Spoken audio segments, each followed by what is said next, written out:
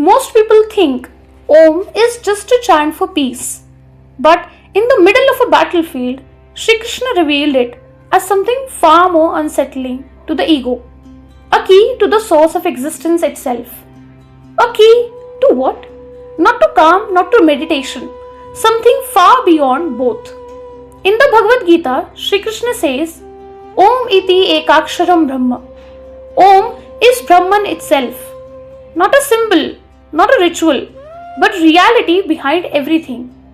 We usually think of the Gita as a book about action. But Shri Krishna also said something about Om that most people never notice. Shri Krishna says, if in your final moment your awareness rests in Om, you do not return, you move beyond, into the highest reality. So, this was never presented as just a sound. It was a gateway from the temporary to the eternal. But what makes this idea fascinating is that this sacred sound appears again and again in completely different traditions, not identical, not saying the same thing, but returning to a similar question. Can sound point beyond words? Can it reveal something deeper than language? And if you want to explore this idea further, we have already followed another thread of Om before. I'll link it below. In Buddhism, Om Mani Padme Hum. Om appears in sacred practice, not simply as speech, but as something connected with inner transformation and awakening. In Jain tradition, Om becomes connected with perfected states of consciousness, less about worship, more about realization.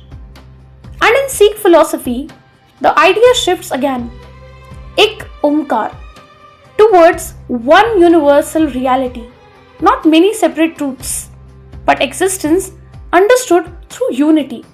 Different paths, different meanings. Yet, sound becomes something more than a sound. And maybe that's why Shri Krishna didn't present Om as comfort or as a practice alone. He pointed to it as reality itself. And he revealed this not in a temple, not in silence, but in the middle of a war. Because maybe the ultimate victory is not over an enemy, but in recognizing something deeper, something within, something that existed before the first battle and remains after the last.